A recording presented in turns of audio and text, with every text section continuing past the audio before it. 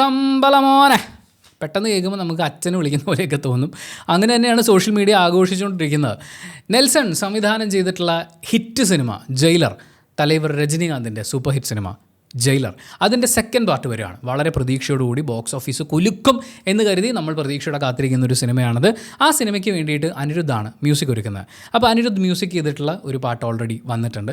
ആ പാട്ടിൻ്റെ ഒരു ടീസർ വന്നപ്പോഴത്തെ ഏറ്റവും വലിയ ഡിസ്കഷൻ, ഇപ്പോഴും ആ പാട്ടിനെക്കുറിച്ചുള്ള ഒരു വലിയ ഡിസ്കഷൻ എന്ന് പറഞ്ഞാൽ ഇത് അച്ഛന് വിളിക്കുന്നതാണോ എന്നാണ്. കാരണം കമ്പളമോനെ ആ വിളിയിലേ എനിക്കത് കേൾക്കുമ്പോൾ നമ്മുടെ മമ്മൂക്ക പറഞ്ഞ ഡയലോഗാണ് ഓർമ്മ വരുന്നത്. നായിൻ്റെ പട്ടി മോനെ എന്നുള്ള ആ ഒരു വിളിയുണ്ടല്ലോ, അതിൻ്റെ താളം ഞാൻ പറഞ്ഞതല്ല, മമ്മൂക്ക പറഞ്ഞത് ഗംഭീരമായിട്ടാണ്. അപ്പോൾ ആ ഒരു ഒരു ഒരു സാധനം ഈ പാട്ടിലൊക്കെ വരുമ്പോഴേ ഭയങ്കര സിങ്ക് ആവുന്നുണ്ട്.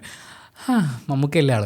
എന്തായാലും അങ്ങനെ ചർച്ച നടക്കുന്ന ഈ ട്രാക്കിൻ്റെ വീഡിയോ ക്ലിപ്പ് ഞാൻ കാണുമ്പോൾ എൻ്റെ കണ്ണ് ആദ്യം മുടക്കിയത് രാജേഷ് മാധവനിലാണ്. വിനായകനാണ് ഫസ്റ്റ് പാർട്ടിലെ വില്ലനായിട്ടുണ്ടായിരുന്നത്. സെക്കൻഡ് പാർട്ടിലെ മലയാളി സാന്നിധ്യം ഒരു പക്ഷേ രാജേഷ് മാധവനാണോ, പുള്ളി ഗംഭീരമായിട്ട് പെർഫോം ചെയ്യും, പുള്ളി ഒരു അടിപൊളി ആർട്ടിസ്റ്റാണ്. അപ്പോൾ അങ്ങനെ ഇങ്ങനെ കണ്ടപ്പം ഒരു സന്തോഷം, ഒരു പ്രതീക്ഷയൊക്കെ വന്നു. പക്ഷേ ആ വീഡിയോ മുഴുവൻ കണ്ടു കഴിയുമ്പോണ്ടല്ലോ മനസ്സ് നിറച്ച് ഷംന കാസിമാണ്. ഗ്രേസ്ഫുൾ എന്നാണ് പറയാനുള്ളത്. ഇത്രയും ഗ്രേസ്ഫുള്ളായിട്ട് നിന്ന് ഡാൻസ് കളിക്കുന്ന രജനീകാന്തിന് പോലും ആ പാട്ട് കഴിയുമ്പോൾ മനസ്സിൽ നിൽക്കില്ല. ഷംന കാസിം ഇങ്ങനെ നിൽക്കുക, ഒരു 100-200 ഡാൻസേഴ്സ് എങ്കിലും ഉണ്ടാകും. അത്രയും ആൾക്കാരുടെ നടുക്ക് ഷംന കാസിം ഇങ്ങനെ നിൽക്കുമ്പോഴേ കണ്ണെടുക്കാൻ പറ്റില്ലടോ. എന്ത് രസമായിട്ടാണ് അവരുടെ ആ ഡാൻസ് മൂവ്സ് ആണെങ്കിലും ആ സമയത്ത് അവർ കൊടുക്കുന്ന ഫേഷ്യൽ എക്സ്പ്രഷൻസ് ആണെങ്കിലും. അവരൊരു ഗംഭീര ഡാൻസറാണ്, ഗംഭീര ആർട്ടിസ്റ്റാണ്. ആ ഡാൻസറിൻ്റെ എല്ലാ മികവും ഈ ഒരു ഡാൻസിൽ കാണുമ്പോൾ ശരിക്കും പറഞ്ഞാൽ തമിഴ് സിനിമയിലെ ടിപ്പിക്കൽ ഡാൻസ് നമ്പേഴ്സില്ലേ, അതിൻ്റെ എല്ലാ ഇക്വേഷൻസും അവർ മാറ്റി എഴുതുന്നു എന്ന് പറയുന്ന പോലെ. കാരണം വിക്കിപീഡിയയും ഗൂഗിളും പറയുന്നത് ശരിയാണെങ്കിൽ, എനിക്കറിയില്ല, ഷംന കാസിമിനോട് നേരിട്ട് ചോദിക്കാനുള്ള സ്വാതന്ത്ര്യം എനിക്കില്ല, പക്ഷേ വിക്കിപീഡിയയും ഗൂഗിളും ഒക്കെ പറയുന്നത് ശരിയാണെങ്കിൽ ഒരു 37 വയസ്സുള്ള 2 കുട്ടികളുടെ അമ്മയായിട്ടുള്ള ഒരു സ്ത്രീ എന്ന് പറയുമ്പോൾ, അല്ലെങ്കിൽ ഒരു ആർട്ടിസ്റ്റ് എന്ന് പറയുമ്പോൾ, സിനിമകളിൽ പൊതുവേ അവരെ നമ്മൾ പിന്നീട് കാണുക നായികയായിട്ടായിരിക്കില്ല. നായികയുടെ കൂട്ടുകാരി, ചേച്ചി, അമ്മ, കസിൻ എന്ന് പറയുന്ന ഒരു രീതിയിലായിരിക്കും. ഒരു വൻ ഡാൻസോ പാട്ടോ ഒക്കെ ഉണ്ടെങ്കിൽ സൈഡിൽ ഇങ്ങനെ നിന്നിട്ട് ഇങ്ങനെ നിൽക്കുന്ന ഒരു എക്സ്പ്രഷൻ ആയിരിക്കും കൊടുക്കുന്നുണ്ടാവുക. അങ്ങനെ അല്ലാത്ത വളരെ കുറച്ച് അഭിനേത്രിമാരേ ഉള്ളൂ. എന്ന് വെച്ചാൽ സ്വന്തം മക്കൾ നായികയാവാവുന്ന പ്രായത്തിലേക്ക് എത്തുന്ന സമയത്തും നായികയായി തന്നെ തുടരുന്ന കേന്ദ്ര കഥാപാത്രങ്ങളെ അവതരിപ്പിക്കുന്ന അങ്ങനത്തെ ആർട്ടിസ്റ്റുകൾ വളരെ കുറവാണ്. പക്ഷേ അതിനുവേണ്ടി അവർ ഇടേണ്ടി വരുന്ന ഒരു എഫേർട്ട് അത് ഒരുപാടാണ്. അപ്പോൾ പോലും ഡാൻസ് നമ്പേഴ്സിലേക്ക് വരുമ്പോൾ ഷംന കാസിം ഇതുവരെയുള്ള എല്ലാ ഇക്വേഷൻസിനെയും മാറ്റി എഴുതാണ്. ഓഫ് കോഴ്സ് ലൈറ്റിംഗ് ഒരു ഘടകമാണ്, കോസ്റ്റ്യൂംസ് ഒരു ഘടകമാണ്, മേക്കപ്പ് ഒരു ഘടകമാണ്, കൊറിയോഗ്രഫി അത് പ്ലാൻ ചെയ്തിരിക്കുന്നത് എല്ലാം ഇതിലൊരു ഘടകമാണ്. പക്ഷേ ഒരു ഡാൻസ് ഗ്രൂപ്പിൽ നിങ്ങളെ ഇങ്ങനെ എടുത്ത് കാണുമ്പോൾ ചുമ്മാ ആ ഡ്രസ്സ് ആ കളറിലായതുകൊണ്ട് എടുത്ത് കാണുന്നതല്ല, അവരുടെ ബോഡി മൂവ്മെൻറ്റ്സ്, ഫേഷ്യൽ എക്സ്പ്രഷൻസ് എല്ലാം കൊണ്ട് അവരങ്ങനെ നിറഞ്ഞു നിൽക്കുക എന്ന് പറഞ്ഞാൽ എനിക്ക് ഒറ്റ വാക്കേ ഉള്ളൂ, graceful. She stall the show എന്ന് പറഞ്ഞു കഴിഞ്ഞാൽ അങ്ങനെ അവർ ചെയ്തിട്ടുണ്ട്. ഈ തമിഴ് സിനിമയിൽ പൊതുവേ നമ്മൾ നോക്കുകയാണെങ്കിൽ ഈ അടുത്ത കാലത്തൊക്കെ ഒരുപാട് വിമർശനം പണ്ട് മുതലേ ഉണ്ട്. പക്ഷേ ഈ അടുത്ത കാലത്ത് ഒരുപാട് പെൺകുട്ടികൾ ഇൻസ്റ്റഗ്രാമിൽ വലിച്ചു കയറി വിമർശിച്ചിട്ടുള്ളൊരു കാര്യമാണ് ഈ ഡാൻസ് പരിപാടികൾ വരുമ്പോൾ, അതുപോലെ നായികയുടെ ഇൻട്രൊഡക്ഷൻ സീക്വൻസുകൾ വരുമ്പോൾ നായികയെ എന്തായാലും അവർ വെളുത്ത നടിയായിരിക്കും എടുക്കുക. വെളുത്ത നടിയെ കൊണ്ടുവരുന്നു എന്നുള്ളത് മാത്രമല്ല, അവരെ എടുത്തു കാണാൻ വേണ്ടി പുറകിൽ മുഴുവൻ കറുത്ത പെൺകുട്ടികളായിരിക്കും നിർത്തുക. ഇനി ആവശ്യത്തിന് കറുത്തിട്ടില്ലെന്ന് തോന്നിക്കഴിഞ്ഞാൽ ടോൺ ഡൗൺ ചെയ്യും, മേക്കപ്പ് ചെയ്ത് ഡാർക്കാക്കും. ഇപ്പോൾ ഷംന കാസിം അടക്കമുള്ള കുറേ ആൾക്കാർ ബാക്കിൽ നിന്ന് ഡാൻസ് കളിച്ച് മുന്നിലേക്ക് നായികയായി വന്ന ആളുകളാണ്. അവരിൽ പലരും തുറന്നു പറഞ്ഞിട്ടുള്ളൊരു അനുഭവമാണത്. ഈ നായിക ഫ്രണ്ടിൽ നിൽക്കുമ്പോൾ നായികയേക്കാൾ കളർ നമുക്കുള്ളതുകൊണ്ട് നായികയെ കണ്ടില്ലെങ്കിലോ എന്ന് വിചാരിച്ച് പുറകിൽ നിൽക്കുന്ന ഡാൻസേഴ്സിൻ്റെ കളർ കറുപ്പിക്കുന്നു. അത്രയും മോശമായിട്ടുള്ളൊരു രീതിയിൽ നിന്ന് നിങ്ങൾക്ക് ഇവിടെ ആരെയും ടോൺ ഡൗൺ ചെയ്ത് അങ്ങനെ നോക്കുമ്പോൾ ഷംന കാസിം കൂടുതൽ വെളുത്തിട്ടാണോ? അതല്ല ഞാൻ പറയുന്നത്. ഈ പുറകിൽ നിൽക്കുന്ന ആളെ, മുന്നിൽ നിൽക്കുന്ന ആളെ കാണാൻ വേണ്ടിയിട്ട് നിങ്ങൾ ഡാർക്ക് ആക്കണ്ട. പുറകിൽ നിൽക്കുന്ന ആർട്ടിസ്റ്റുകളെ കറുപ്പിച്ച് നായികമാരെ കാണിപ്പിക്കുക എന്ന് പറയുന്നത് ആ മണിരത്നം വരെ ചെയ്തിട്ടുണ്ട്. കാര്യം പറയുമ്പോൾ പുള്ളി ഏതാണ്ട് കൊണാണ്ടറൊക്കെയാണ് തമിഴ് സിനിമയിൽ. പക്ഷേ ഇത്രയും ഈ കളറിനോട്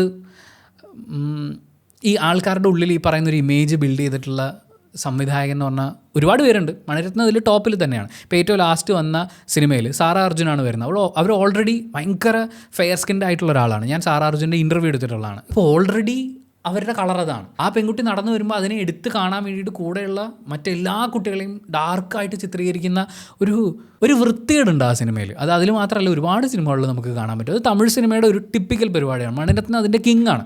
പറയുമ്പോൾ 1-2 സിനിമകളിലെങ്കിലും ബ്രൗൺ സ്കിൻ ആയിട്ടുള്ള ആളുകളെ അയാൾ പോർട്രേ ചെയ്തിട്ടുണ്ടെങ്കിലും ഈ അവസാനം വന്ന സിനിമയിലൊക്കെ ഇതാണ്. നിങ്ങൾ നായകന്മാരെ നോക്കിക്കോ, നല്ല വെളുത്ത നിറത്തിലുള്ളൊരു നായികയെ കാണുന്നു, നായകൻ അങ്ങോട്ട് വരികയാണ് പ്രേമം, പിന്നെ അതിൻ്റെ പുറകെ ഇങ്ങനെ പോകുന്നു. ഇതൊക്കെയാണ് പോർട്രേ ചെയ്ത് വെക്കുന്നത്.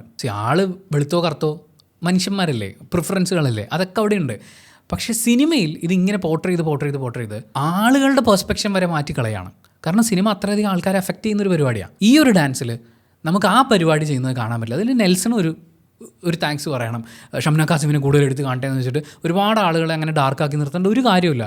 ഷീ ഈസ് ഗ്രേസ്ഫുൾ, അവർക്കത് പുൾ ഓഫ് ചെയ്യാൻ പറ്റും. ഞാൻ സംവിധായകന് അല്ലെങ്കിൽ അത് വിഷ്വലൈസ് ചെയ്യുന്ന ആളുകൾക്ക് അതിൻ്റെ കോൺഫിഡൻസ് ഉണ്ട്. മറ്റൊരു വലിയ ഘടകമാണ് ഈ ശരീരത്തിൻ്റെ വണ്ണം. കുറച്ച് നാൾ മുമ്പേ ധമാൽ 4 എന്ന് പറഞ്ഞൊരു സിനിമ ഇറങ്ങിയിട്ടുണ്ടായിരുന്നു. അപ്പോൾ അതിനകത്ത് അഞ്ജലി ആനന്ദ് എന്ന് പറയുന്ന ആർട്ടിസ്റ്റ്, പുള്ളിക്കാരി അത്യാവശ്യം ബബ്ലി ആയിട്ടുള്ള ഒരാളാണ്.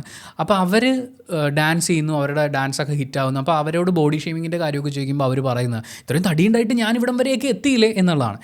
അവിടെ സംഭവിച്ചത് എന്താണെന്ന് വെച്ചാൽ ആ സിനിമയിൽ അവർ ഉപയോഗിച്ചിരിക്കുന്നതേ കളിയാക്കാൻ വേണ്ടിയിട്ടാണ്. ബോഡി ഷെയിം ചെയ്യാൻ വേണ്ടി മാത്രമാണ് അവർ ആ സിനിമയിൽ ഉപയോഗിച്ചിരിക്കുന്നത്. എന്നിട്ട് എല്ലാം കഴിഞ്ഞിട്ട് ഇത്രയൊക്കെ തടി ഉണ്ടെങ്കിലും നീ നല്ല മനസ്സാണല്ലോ എന്ന് പറയുന്ന പോലത്തെ വൃത്തിയായിട്ട പരിപാടിയാണ് അവിടെ കാണിച്ചു വെച്ചിരിക്കുന്നത്. അതൊരു പോസിറ്റീവ് പരിപാടിയല്ല. ഇപ്പം തടിയുള്ള ഒരാൾ ഡാൻസ് ചെയ്യണമെങ്കിൽ, അല്ലെങ്കിൽ ഒരു ഡാൻസ് നമ്പറിൽ അവർ ഫ്രണ്ടിലൊക്കെ നിന്ന് ചെയ്യണമെന്നുണ്ടെങ്കിൽ നായകൻ്റെ കൂടെ എന്തെങ്കിലും ഒരു പെർട്ടിക്കുലർ സംഭവം ചെയ്യാൻ വേണ്ടി ഭയങ്കര എടുത്തലച്ച് ഡാൻസ് കളിക്കുന്ന പോലത്തെ എന്തെങ്കിലും കാര്യങ്ങൾക്കൊക്കെ ആയിരിക്കും. ഞാൻ പറയുന്നത് ഷംന കാസിമിന് ഭയങ്കര തടിയുണ്ട് ആ ഒരു അർത്ഥത്തിലൊന്നും എടുക്കരുത് കേട്ടോ. പക്ഷേ ഒരു ഡാൻസ് നമ്പറിൽ ഒരു ആർട്ടിസ്റ്റിനെ കൊണ്ടുവരുമ്പോൾ, ഇൻക്ലൂഡിങ് മലയാള സിനിമ, ഡാൻസ് നമ്പറിൽ സെൻറ്ററിൽ നിന്ന് ഡാൻസ് കളിക്കാൻ ഒരാളെ കൊണ്ടുവരുമ്പോൾ സർട്ടൺ ഫീച്ചേഴ്സ് ഉണ്ടെങ്കിലേ അവരവിടെ ഉണ്ടാവുള്ളൂ. അതിന് വേണ്ടിയിട്ട് നല്ല പൈസ മുടക്കി പുറം നാടുകളിൽ നിന്ന് ഒരാൾക്കാരെ ഇവിടെ കൊണ്ടുവരും. ഇത്രയും നന്നായിട്ട് ഒരാൾക്കൂട്ടത്തിൻ്റെ മുമ്പിൽ ഗംഭീരമായിട്ട് നിന്ന് പെർഫോം ചെയ്യുന്ന ആർട്ടിസ്റ്റുകളെ ഒന്നും ഇവർ കാണൂല. മിക്കവാറും ഏതെങ്കിലും സിനിമയിൽ സൈഡിൽ ഇങ്ങനെ ചിരിച്ചുകൊണ്ട് നിൽക്കാൻ വേണ്ടിയിട്ടൊക്കെ ആയിരിക്കും കാണാം. ഷീസ് ഹിയർ മാൻ. ഈ ശരീരപ്രകൃതിക്കും അപ്പുറത്തേക്ക് ഒരു ടാലൻറ്റും അത് കണ്ട് എൻജോയ് ചെയ്യാൻ പറ്റുന്ന മനുഷ്യന്മാരിവിടെ ഉണ്ട്. മാത്രമല്ല ഇവിടെ ഈ സ്കിൻ കാണിക്കുക എന്ന് പറയുന്നൊരു പരിപാടി. ഇവിടെ ഈ പറയുന്ന ഡാൻസ് നമ്പേഴ്സിൽ അതിനെ ഐറ്റം സോങ് എന്ന് വിളിക്കാൻ പോലും കാരണം എന്താണെന്ന് വെച്ച് കഴിഞ്ഞാൽ ബോഡി ഒബ്ജക്റ്റിഫിക്കേഷൻ വളരെ മോശമായിട്ട് ഇവിടെ നടക്കുന്നു എന്നുള്ളതുകൊണ്ടാണ്. കാരണം ഒരു നടി ഡാൻസ് കളിക്കുമ്പോൾ അവർ ഇന്ന ഡ്രസ്സായിരിക്കും, വസ്ത്രസ്വാതന്ത്ര്യമാണ്, അവർക്ക് ഇഷ്ടമുള്ള ഡ്രസ്സ് ഇടാം. പക്ഷേ ആ ഡ്രസ്സ് ഇടുന്നത് തന്നെ അവരുടെ ശരീരത്തേക്ക് ഫോക്കസ് ചെയ്ത് സൂം ചെയ്യാൻ വേണ്ടിയിട്ടാണ്. ഇത് ഞാൻ പറയുമ്പോൾ ഇതാണ് നമ്മൾ പറയുന്നത് ഈ വസ്ത്രസ്വാതന്ത്ര്യം ഒന്നും പറ്റില്ല, പെൺകുട്ടികൾ ഇങ്ങനെ വസ്ത്രം ധരിക്കണമെന്ന് പറഞ്ഞ് നടക്കുന്ന കുറച്ച് ചേട്ടന്മാരുണ്ട്. അവരെ നമ്മൾ ഈ കൂട്ടത്തിൽ കൂട്ടുന്നില്ല, അവർക്ക് വേണ്ടിയിട്ടും അല്ല നമ്മൾ സംസാരിക്കുന്നത്.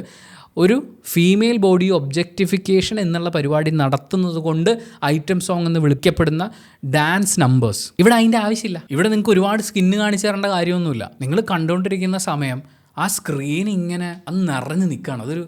ഒരു ഭയങ്കര രസമാണ്. ഇത്രയും ഡാൻസേഴ്സും കാര്യങ്ങളൊക്കെ ആയിട്ട് അടിപൊളിയായിട്ട് എടുത്തു വെച്ചിരിക്കുന്ന ഒരു സംഭവം അവിടെ സെൻറ്ററിൽ നിന്ന് ഗ്രേസ്ഫുള്ളി പെർഫോം ചെയ്യുന്ന ഷംന കാസിം. ഇതിനു മുമ്പ് കുർച്ചിനി മാർത്താപേട്ടി എന്ന് പറഞ്ഞിട്ടുള്ളൊരു, ഇങ്ങനെ തന്നെയാണോ അതിൻ്റെ പ്രൊനൗൺസിയേഷൻ എന്നറിയില്ല, നമ്മുടെ ശ്രീലീലയും മഹേഷ് ബാബു ഒക്കെയുള്ള ഡാൻസ് നമ്പർ. അതിൻ്റെ തുടക്കം നമ്മുടെ ഷംന കാസിമാണ് ഒരു പാട്ട് പാടുന്നു. അതിനുശേഷം അവരുടെ കുറച്ച് ഡാൻസ് സ്റ്റെപ്പ് ഇടയ്ക്കിടയ്ക്കൊക്കെ ആയിട്ട് ഇട്ടിട്ടുണ്ട്. അപ്പം ശ്രീലീലയെ സംബന്ധിച്ച് അവർ ഗംഭീര ഡാൻസറാണ്. പിന്നെ അവരുടെ പ്രായം, എനർജി എന്ന് വെച്ചാൽ അതിന് ഡാൻസാണ് ചെയ്യുന്നത്, ഒരു രക്ഷയില്ല. അടുത്തെങ്ങാനും പോയി നിന്ന് കഴിഞ്ഞാൽ അവർ കൈ വീശുന്നത് ദേഹത്ത് കൊണ്ട് കഴിഞ്ഞാൽ നമ്മൾ അടിച്ച് വീണു പോകുമെന്ന് പറയുന്ന പോലെ അത്ര എനർജറ്റിക് ആയിട്ടാണ്, ഞെട്ടിപ്പനാണ്. എന്താ കഴിക്കുന്നതെന്നൊക്കെ ചോദിക്കാൻ തോന്നുന്ന പോലെ അത്രയും എനർജറ്റിക് ആയിട്ട് ചെയ്യുന്നുണ്ട്. പക്ഷേ ഷംന കാസിമും അതിൻ്റെ ഇടയിൽ ഡാൻസ് കളിക്കുന്നുണ്ട്, ഈ ഗ്രൂപ്പിൻ്റെ ഇടയിൽ നിന്നിട്ട് ഡാൻസ് കളിക്കുന്ന. എനിക്ക് ആ സമയത്ത് ഫീൽ ചെയ്ത് എന്താ അറിയോ, ഞാൻ പണ്ട് കണ്ണൂരായിരുന്നപ്പം ശോഭനയുടെ ഒരു പെർഫോമൻസ് ഉണ്ടായിരുന്നു. ഞങ്ങൾ ആ പരിപാടി കാണാൻ വേണ്ടി പോയി. അപ്പോൾ ബാക്കിൽ നിന്നിട്ട് നമ്മളിങ്ങനെ നോക്കുമ്പോൾ എല്ലാവരും മറ്റേ ഈ സ്റ്റെപ്പൊക്കെ ഭയങ്കര പെർഫെക്റ്റ് ആയിട്ട് ഇങ്ങനെ ചെയ്തു പോകുന്നു.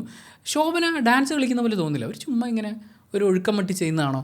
പക്ഷെ കുറച്ച് ക്ലോസ് ആയിട്ട് ചെന്ന് അങ്ങനെ നിന്ന് നോക്കുമ്പോൾ അതിൻ്റെ ഒരു ഫോട്ടോ ഇപ്പോഴും എൻ്റെ ഫേസ്ബുക്കിൽ കിടപ്പുണ്ട്, ഞാൻ അന്ന് എടുത്ത്. അവർ ഭയങ്കര ഒഴുക്കിലാണ് ചെയ്യുന്നത്. എന്ന് വെച്ചാൽ ഈ ഒരു ബോഡി പാർട്ട് നമ്മളിങ്ങനെ മൂവ് ചെയ്യുന്നു, സ്റ്റെപ്പ് 1 2 2 3 എന്ന് പറയുന്നതിന് പകരം അതിൻ്റെ ഒരു ഭയങ്കര ഒഴുക്കില്ലേ, ഭയങ്കര രസമാണ് മാൻ, എങ്ങനെ ഇങ്ങനെ ചെയ്യുന്നതെന്നൊക്കെ നമുക്ക് തോന്നിപ്പോകുന്ന പോലെ. അത് അത്രയും മെയ്വഴക്കമുള്ള ഒരാൾ ചെയ്യുന്നൊരു കാര്യമല്ലേ. അത് ഷംന കാസിമിൽ ആ കുർച്ചിനി മാത്താപ്പെട്ടി എന്ന് പറയുന്നത്, നിങ്ങൾ ആ ഒരു പാട്ട്, ആ ട്രാക്കിൻ്റെ വീഡിയോ എപ്പോഴെങ്കിലും കാണുമ്പോൾ ജസ്റ്റ് ഒന്ന് നോക്കിക്കോ, ഷംന കാസിം ഗംഭീരമായിട്ടാണ് ചെയ്യുന്നത്. അന്ന് ഈ ട്രാക്ക് വന്നപ്പോഴും ഞാൻ ആരോടും അത് പറഞ്ഞിട്ടുണ്ടായിരുന്നു. ഇപ്പോൾ ഈ പാട്ടിൽ വീണ്ടും അവരങ്ങനെ നിറഞ്ഞു നിൽക്കുന്ന സമയത്ത് ഈ പാട്ട് കണ്ടു കഴിയുമ്പോൾ രജനീകാന്തിനെ കുറിച്ചുമല്ല ചിന്തിക്കുന്നത്, ഷംന കാസിമിനെ കുറിച്ചാണ്. ഞാൻ നേരത്തെ പറഞ്ഞ തമിഴ് സിനിമയിലടക്കമുള്ള ഒരുപാട് ഇക്വേഷൻസിനെ, ഒരു ഡാൻസ് നമ്പർ പെർഫോം ചെയ്യുന്ന സമയത്ത് വരുന്ന ഒരുപാട് ഇക്വേഷൻസിനെ അവർ പൊട്ടുപോലെ മാറ്റി എഴുതിയിട്ടുണ്ട്. ഇങ്ങനെയും ഇതിവിടെ എന്ന് വെച്ചാൽ ഇങ്ങനെ മാത്രമേ ചെയ്യാവൂ എന്നല്ല, ഇങ്ങനെയും ഇതിവിടെ ഗംഭീരമായിട്ട് എക്സിക്യൂട്ട് ചെയ്യാൻ പറ്റും എന്ന് പറയുന്നൊരു കാര്യമാണ് അവിടെ ഉള്ളത്. സോ ജസ്റ്റ് അത് കണ്ടപ്പം ഷംന കാസിമിനെ കണ്ടു കഴിഞ്ഞപ്പോൾ ഒരു സന്തോഷം തോന്നി, ഒരു ഭയങ്കര ചാർജ് ഉണ്ടായിരുന്നു. അപ്പം അത് ഒന്ന് എക്സ്പ്രസ് ചെയ്യണമെന്ന് വിചാരിച്ചിട്ടാണ് ഈ വീഡിയോ ചെയ്യുന്നത്. ബാക്കി ഇനി സിനിമയുടെ മറ്റ് അപ്ഡേറ്റ്സും കാര്യങ്ങളൊക്കെ വരട്ടെ, നമുക്ക് പ്രതീക്ഷയോടെ കാത്തിരിക്കാം. Thank you so much for watching this video. ഇഷ്ടപ്പെട്ടാൽ ലൈക്ക് ചെയ്യുക, കമൻറ്റ് ചെയ്യുക, ഷെയർ ചെയ്യുക, സബ്സ്ക്രൈബ് ചെയ്യുന്ന കാര്യവും ഹൈപ്പ് ചെയ്യുന്ന കാര്യവും പരിഗണിക്കുക.